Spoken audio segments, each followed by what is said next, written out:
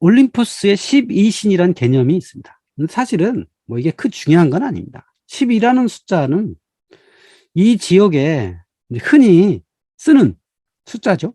우리 메소포타미아의 이 천문학에서 나온 12자리, 여기서부터 10이라는 게 상당히 의미 있는 숫자로 전해져 왔죠. 예수 그리스도의 사도들도 12명이고, 이 관련된 10이라는 게 많이 있어요. 그래서 그리스 로마 시대에 온갖 신들이 있는데, 그 중에서 중요한 신들이 몇 명이냐? 제일 만만한 게 12인 거예요. 그 12명을 골라가지고 이 신들을 집중적으로 제사를 지낸 겁니다. 이게 올림포스의 12신이에요. 올림포스라는 건 그냥 신들이 사는 공간이다. 그래서 여기 제우스와 그 형제들, 그리고 제우스의 자손들로 되어 있는 요 신들의 무리를 올림포스의 신앙이라고 합니다. 그러니까 올림포스에 거주하면서 인간들의 삶에 관여하는 신들. 근데 그 중에서 활동이 상당히 많은 그 12명의 신들이다 라고 하는 겁니다. 그래서 여기 빨간색 박스를 친 게 12명인데요. 제우스, 헤라, 데메테르, 헤스티아, 아테나, 아르테미스, 헤르메스, 아폴론, 아레스, 디오니소스, 아프로디테, 헤파이토스다. 근데 여기에 아프로디테는 2번 등장을 합니다. 왜 2번이냐? 앞에 시간에 모든 결합과 생성에는 뭐가 있어야 된다? 사랑이 있어야 된다 그랬죠. 그래서 사랑의 신은 맨 먼저 있어야 돼요. 그래서 아프로디테는 어디서 태어났죠? 조가비에서 태어났죠. 우라노스의 정액에서 태어난 게 아프로디테입니다. 그래서 어찌 보면 제우스보다 훨씬 확률이 높아요. 일찍 태어난 거예요. 그런데 아프로디테가 또 제우스의 딸이기도 합니다. 이상하죠? 이렇게 신화는 일관성이 없습니다. 여기 지금 아테나, 아르테미스, 헤르메스, 페르세포나, 제우스의 딸로 돼 있거든요. 근데 이거는 편의상 맞는 겁니다. 가족처럼 맞는 거죠. 이 가족이라고 하는 굉장히 중요한 어떤 개체가 이제 문명이 발달하면 나오는 건데, 이제 이렇게 만든 겁니다. 제우스의 아들은 헤르메스고, 아르테미스고, 이렇게 아들, 형제 개념을 한 그냥 인간들의 편에 의해서 만든 겁니다. 그래서 아프로디테가 제우스의 아들이기도 하고, 제우스보다 훨씬 확률이 높은 그런 존재이기도 하다. 그만큼 여러 곳에서 역할이 있었다. 이렇게 생각하면 됩니다.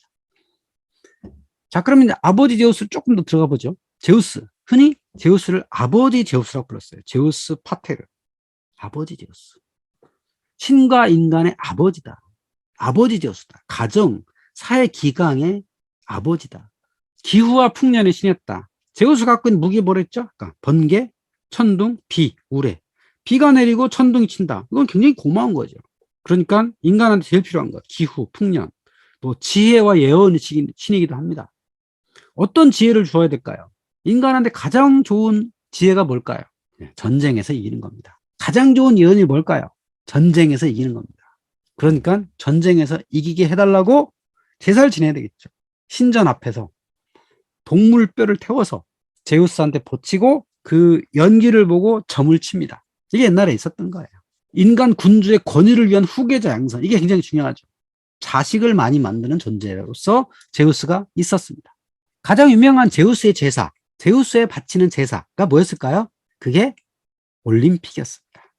자, 올림픽의 유래가 뭘까요? 기원전 776년에 올림피아 제전이 시작되었습니다. 오늘날 펠로폰네소스 반도라고 하는 곳에 서쪽에 가면 올림피아라고 하는 고대 도시가 있어요. 그 고대 도시에서 제우스 신전이 있었고, 그 제우스 신전에 제사를 지내러 많은 도시의 사람들이 4년마다 찾아온 겁니다. 그리고 제사를 지내고 나서 뭘 하냐면 운동 경기를 한 거죠. 여기 오른쪽에 사진에 보시면 운동장이에요. 이게 올림피아에 있는 경기장입니다. 달리기 하는 출발선이 있죠. 생각보다 경기장이 뭐 이렇게 복잡하지 않습니다. 그리고 뒤편에, 경기장 뒤편에 이렇게 제우스 신전이 있었어요. 제우스 신전이 엄청나게 큰 게 있었다고 그래요. 뭐 지금은 이제 파괴돼가지고 별거 남아있는 건 없지만, 이런 올림피아 경기가 제우스 신전에 바치는 제사 또는 축제가 열렸던, 그로부터 이제 올림픽이라는 게 이어져 온 거죠. 이게 한 1000년쯤 왔어요. 그 4세기 말까지 있다가 이제 사라졌죠. 그러다가 1896년에 쿠베르탱이라고 하는 사람에 의해서 올림픽 경기가 부활이 된 겁니다. 제우스는 아버지였어요. 많은 자식들이 있었죠. 자식들을 만들어낸 존재다. 그럼 자식을 만들어내려면 누가 있어야 되죠? 제우스는 혼자서 자식을 만들어낼 수는 없어요.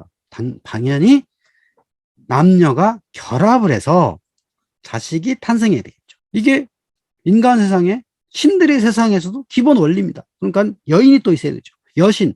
그러니까 제우스는 여신과의 결합 또는 인간과의 결합을 통해서 자식을 만들어내죠. 자, 그럼 여신 중에 가장 중요한 여신, 헤라 여신이다. 정실부인이었죠. 제우스는 여신들도 아내가 많았습니다. 뭐 신인데, 뭐 아버지인데 많아도 상관없죠. 자, 헤라라고 하는 존재도 있었습니다. 헤라는 아주 오래된 신이에요. 아주 오랫동안 숭배되었던 신입니다. 그래서 이 그리스당에 가면 헤라 신전이 굉장히 많습니다. 여기 사진에 보시면 올림피아에 보면 제우스 신전이 있고 그 앞에 헤라 신전이 있어요. 자, 올림픽 경기를 할 때 성화를 이렇게 만들잖아요. 그 성화를 요 헤라 신전 앞에서 태양빛으로 해가지고 불을 만들어서 그걸 횃불로 만들어서 전 세계 공수를 합니다. 그게 헤라 신전이고요. 또 나폴리라고 하는 이탈리아 도시가 있죠. 나폴리 남쪽에 가면 파에스툼이라고 하는 아주 고대 도시 유적지가 있어요. 거기도 보면 헤라 신전이 있고, 사모스라고 하는 그리스의 섬도 있죠. 여기도 헤라가 있었고, 아그리젠토라고 하는 시칠리아 섬에 있는 또 유적지가 있어요. 거기도 헤라 신전이 있고, 헤라라고 하는 여신도 상당히 중요한 신이었어요. 근데 헤라에 관한 역사 기록은 많지가 않아요. 근데 아마 그 당시 사람들은 많이 이 헤라 여신을 숭배했던 것 같습니다. 헤라 여신을 통해서도 자식들을 생산을 했죠. 자, 그런데 제우스라고 하는 존재는 뭘로 유명하냐? 벼락도 내리고 비도 내리고 하지만 사실은 제우스 이야기를 읽다 보면 제일 많이 나오는 건 이 여인들과의 사랑 이야기입니다. 그래서 제우스의 정실 부인은 누구냐? 헤라입니다. 데메테르라고 하는 또 여신도 정실 부인은 아니지만 신이죠. 신과의 또 관계가 있었어요. 여기 여신 있죠? 정실 부인은 헤라를 통해서 아레스, 헤파이스토스, 헤베, 엘리아티아, 출산의 신까지를 생산했고, 또 나머지 여신들 델로스, 마이아, 메티스, 데메테르, 테미스, 요정 칼리스토까지가 여신인데 이 여신들을 통해서도 많은 자손들이 등장을 합니다. 데메테르를 통해서는 지하의 여왕 페르세포네, 호라이와 계절 모이라이, 마이아를 통해 헤르메스. 자, 이런 여신들을 통해서 자손들이 나왔고, 또 인간 여인들하고도 관계를 맺습니다. 라미아를 통해서 리비아 여왕, 에우로파를 통해서는 미노스, 이오를 통해서는 에파포스, 세멜레를 통해서는 디오니소스, 레다를 통해서는 헬레네와 디오스코이, 다나에를 통해서는 페르세우스, 알크메네를 통해서는 헤라클레스라고 하는 존재들이 이렇게 많이 탄생을 했습니다. 자, 그러면 제우스는 왜 이렇게 바람을 많이 필까요? 자, 이야기를 한번 가보죠. 자, 제우스와 여인들이 있습니다. 뭐 신과의 관계를 통해서 신을 생산하는 건 어찌 보면 자연스러운 일일 수 있어요. 헤라라고는 정실부인을 통해서 아니면 여러 신들을 통해서 자식들을 만들어내는 것. 신과 신이 결혼하면 그 자손은 신일까요? 인간일까요? 이건 신이죠. 이거는 고대 시대에 사람의 신분의 결혼 간에 했을 때 탄생 법칙과 똑같습니다. 아버지가 신이고 어머니가 신이다. 그럼 그 자식은 신입니다. 아버지가 신이고 어머니는 인간이야. 그럼 자식은 뭘까요? 그럼 인간입니다. 이거를 정모법이라고 불러요. 이건 동서양의 공통입니다. 조선시대에 아버지가 양반이고 어머니가 양민이에요. 그러면 그 자식은 뭘까요? 양민이다. 어머니가 노예면 당연히 노비면 당연히 노비가 되죠. 어머니를 따른다는 것. 이건 동서양의 공통입니다. 신들의 세계에 똑같습니다. 아버지가 신이고 어머니가 인간이면 그 자식은 인간이 되는 겁니다. 그러면 어머니가 신이고 아버지가 인간이면 또 뭘까요? 어머니를 따르니까 신일까요? 아닙니다. 또 인간입니다. 신들을 적게 만들고자 하는, 양반을 적게 하고자 하는 것 똑같습니다. 자, 그러면 제우스와 여인들이 이렇게 사랑을 나눕니다. 가장 유명한 제우스의 사랑 이야기는 에우로페죠. 에우로페라고 하는 여인이 오늘날 레바논 지역 바닷가에서 놀고 있었는데 황소가 막 얼쩡거려요. 그래서 황소를 딱 탔더니 그 황소가 헤엄을 쳐가지고 크레타 섬에 가서 머물렀습니다. 근데 그 황소가 뭐냐? 제우스가 변신한 존재더라. 그 황소를 타고 왔으니 뭔가 일이 벌어졌겠죠. 그래서 그 자식이 나옵니다. 미노스라고 하는 왕이 나옵니다. 이오라고 하는 또 여인이 있어요. 제우스의 특기는 뭐냐면 올림포스에서 하늘을 이렇게 내려다봐요. 그래서 이쁜 여자가 있으면 내려갑니다. 근데 제우스는 형체가 없습니다. 천둥과 벼락이기 때문에 그래서 반드시 변신을 해야 됩니다. 변신을 해가지고 이오랑 사랑을 나누죠. 그때 헤라라고 하는 정실 부인이 이 이오를 감시를 합니다. 근데 그때 제우스는 이오를 황소로 아예 변신을 시켜버렸어요. 제우스도 황소로 변신하고, 그래서 그래야 사랑을 나눌 수 있으니까. 그래서 황소가 있을 때 이 헤라는 아르고스라고 하는 눈이 100개인 괴물을 보내가지고 이오를 감시하라고 했죠. 자, 그때 또 제우스는 여기 남자가 있죠? 칼을 든 헤르메스입니다. 칼을 든 남자 헤르메스인데 헤르메스를 보내가지고 아르고스를 해치우죠. 그러고 나서 이 황소, 이오가 변신한 황소는 막 도망을 쳐가지고 지구를 한 바퀴 돌아가지고 보스포러스를 거쳐서 이집트까지 가죠. 그래서 이집트에 가서 애를 생산을 하는데 그게 이집트의 어떤 선조가 됩니다. 아이굽투스라고 하는 곳에 선조가 되는. 그래서 헬라 문화와 이집트 문화가 연결되었다. 뭐 이렇게 해석을 할 수가 있는 겁니다. 또 제우스의 여인들, 백조로 변신한 제우스와 레다. 그래서 백조로 변신해서 애를 낳으면 뭐가 나올까요? 알이 나오겠죠? 백조는 알을밖에 못 낳는 거죠. 그 알을 낳아가지고 그 알에서 깨난 게 클리타임네스트라와 헬레네다. 트로이 전쟁의 주인공이 헬레네. 그래서 알에서 나온다. 또 디오스코로이라고 하는 카스토르와 폴리테우케스, 이 존재는 로마에 가면 카피톨리노 광장이 있거든요. 거기에 입구에 이렇게 말을 끄는 두 형제가 있어요. 이걸 디오스코로라고 하는데요. 이것도 뭐 인간 영웅인 거죠. 영웅인데 이 영웅이 이렇게 제우스의 아들로 포지셔닝이 된 겁니다. 자, 그러면 자, 제우스는 왜 그렇게 인간 여인들과 바람을 폈을까요? 수없이 많은 여인들의 관계를 통해서 많은 자손들이 나왔는데, 자, 이 신화라는 게 무슨 의미일까요? 결론은 뭐냐면 여인들과의 관계가 중요한 게 아니고 이 관계를 통해서 아들이 탄생했다는 겁니다. 딸이 탄생한 건 중요하지 않아요. 아들이 탄생해서 이 아들이 그 지역에서 대장 노릇을 했다는 겁니다. 그러면 그 지역의 대장은 아버지가 누구면 좋겠어요? 네, 아버지가 제우스면 좋죠. 이게 위대한 혈통을 얘기하는 겁니다. 옛날에 족장들은 혈통이 좋아야 돼요. 혈통이 좋으면 남들이 아무도 뭐라고 안 합니다. 근데 혈통이 나쁘잖아요. 그러면 남들이 뭐라고 해요. 그럼 어떻게 해야 되죠? 무력이 강해야 됩니다. 근데 혈통이 좋으면 무력이 안 강해도, 무력이 강하지 않아도 권력을 잡을 수가 있습니다. 이게 혈통의 힘이죠. 그럼 혈통이 좋다는 건 무슨 의미일까요? 내 손조가 당연히 신임이 되죠. 그래서 다 어떤 권력을 잡은 존재들은 자기 조상들을 신격화를 시키죠. 그래서 아버지를 신으러 가면 좀 뭐하니까 우리 조상 올라가면 제우스까지 간다. 이렇게 주장을 하죠. 그래서 이렇게 주장했던 많은 존재들이 있었기 때문에 제우스가 이렇게 바람 많이 핀 걸로 정리가 됩니다. 그렇게 생각하시면 됩니다. 그래서 제우스가 왜 이렇게 바람만 피고 그러냐? 나쁜 놈이다. 이렇게 생각할 필요 없고요. 거꾸로 어떤 족장들이 아버지가 제우스라고 막 주장한 것들을 모으고 하다 보니까 딱 그러면 그냥 제우스가 하는 걸로 만들면 되게 간단하잖아요. 이렇게 만들어진 거라고 생각하시면 됩니다.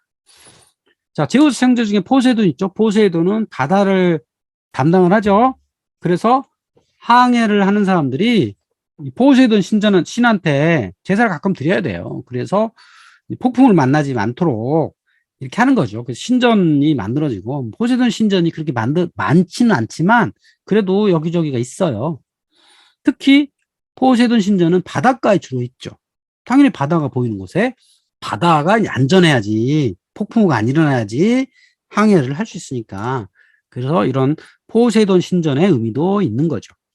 자, 아테나 여신으로 한번 가보죠. 여기 사진에서 보시면 헤라클레스와 아테나라고 하는 그림인데 이건 뭐냐면 킬릭스 잔에 있는 적색 그림. 킬릭스가 납작한 와인잔이에요. 납작한 거. 그런데 이 와인잔이나 와인병, 이걸 암포라고 하는 암포라 같은데 그림이 다 그려져 있어요. 이 그림이 바탕은 검은색이고 그림은 황색이잖아요. 이게 뭐냐면 이걸 황색 그림 또는 적색 그림 이렇게 불러요. 이 그림은 그림이 황색이잖아요. 이제 이건 도자기가 아니고 독이거든요. 독이. 흙으로 만든 도기가 있는데 거기다가 검은 안료를 이렇게 입힌 거예요. 입힌 다음에 그림을 긁어낸 겁니다. 이렇게. 다 그림의 어떤 형체를 다 긁어내고 그 안에 이제 팔이나 이런 움직임 같은 거 손으로 그린 거예요. 이거를 이제 적색 그림이라고 하고요. 요보다 앞선 시대에는 흑색 그림이 있었어요. 자, 흑색 그림은 뭐냐면 흑색인 그림을 남겨놓고 바탕을 긁어내는 거죠. 그림이 흑색인 거예요. 이게 원래 흑색 그림이 먼저였고 적색 그림이 나중인 거예요. 왜냐하면 적색 그림은 이렇게 안에다가 그림을 더 그릴 수 있었기 때문에 발전된 방식인 거죠. 그래서 아테네에서 이런 흑색 도기를 많이 만들어서 수출했기 때문에 흑색 도기 그림을 그려서 수출했기 때문에 아테네의 이 그릇이 상당히 인기가 있었죠. 여기 이제 다양한 그림들이 그려진 겁니다. 가장 많은 그림은 이렇게 신화에 등장하는 이야기들입니다. 여기 아테나라고 하는 여신 있죠? 이 아테나인지 어떻게 알죠? 아테나 여신은 왼손에 지금 창을 들고 있죠.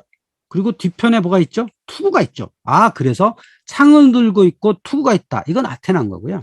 자, 왼쪽에 있는 남자가 있죠. 앉아있는 남자. 이 사람은 그럼 어떻게 헤라클레스냐 하냐? 이 남자가 뭘 쓰고 있죠? 네, 사자 가죽을 뒤집어 쓰고 있습니다. 그리고 의자 옆에 뭐가 있어요? 몽둥이가 있습니다. 아, 사자 가죽을 뒤집어 쓰고 있고 몽둥이가 있는 남자는 누구다? 헤라클레스다. 그래서 이렇게 수를 따르고 있는데, 자, 아테나 여신은 오늘날 그리스의 수도인 아테네의 수호 신이죠. 수호 신이란 뭐예요? 지켜주는 신이라는 얘기잖아요. 지켜주려면 어떻게 해야 돼요? 전쟁에 승리를 하게 해줘야죠. 수호 신인 거죠. 그래서 여기 아테네의 아크로폴리스에 가면 파르테논 신전이라고 있죠. 유럽 사람들이 가장 좋아하는 신전. 이 파르테논 신전은 처녀 신에게 바치는 신전이라는 뜻을 가집니다. 여기에 원래 조각이 저 삼각형으로 되어 있는 이걸 페디먼트라고 하는데요. 페디먼트에 가득 차 있었어요. 그런데 그거를 영국의 엘긴이라는 사람이 19세기에 뜯어다가 박물관에 전시하고 있죠.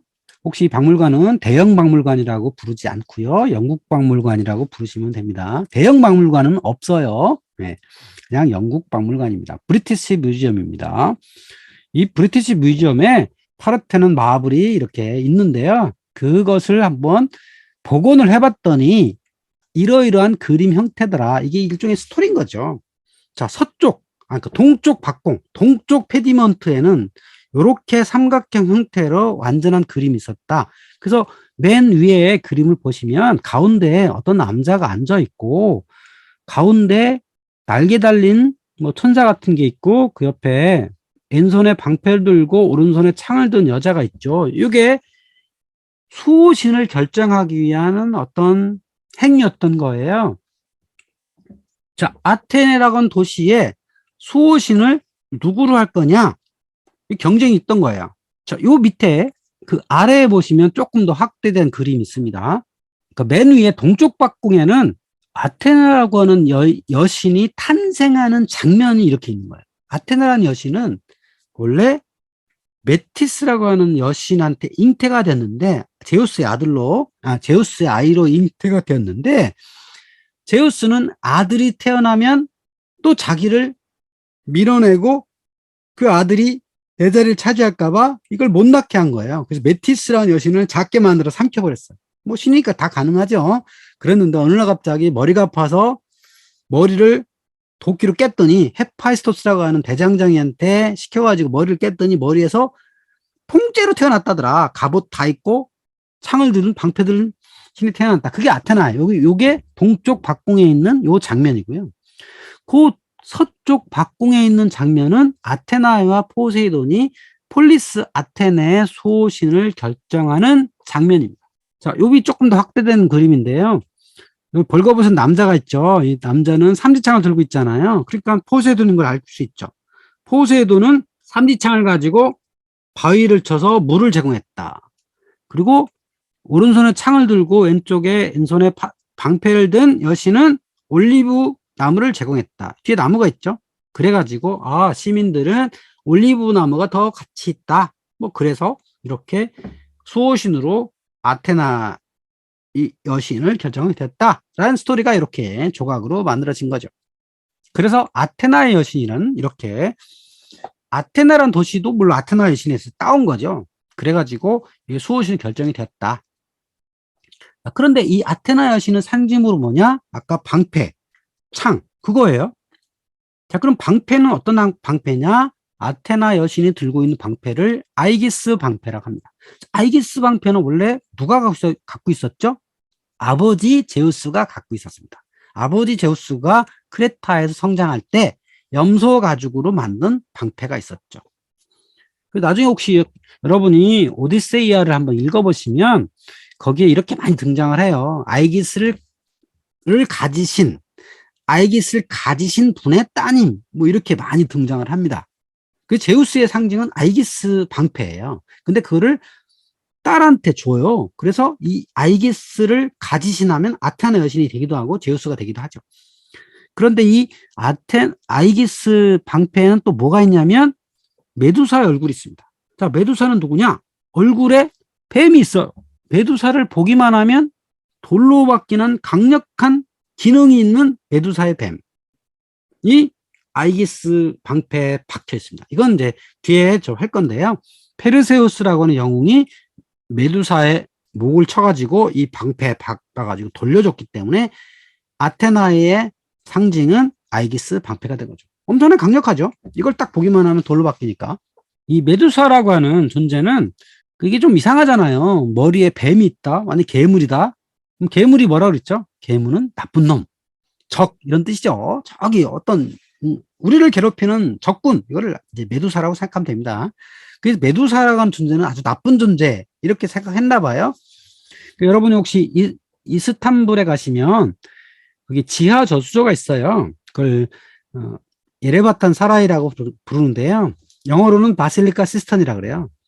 시스턴, 물탱크 바실리카다, 교회다 이런 뜻이에요. 회당이다 이런 뜻입니다.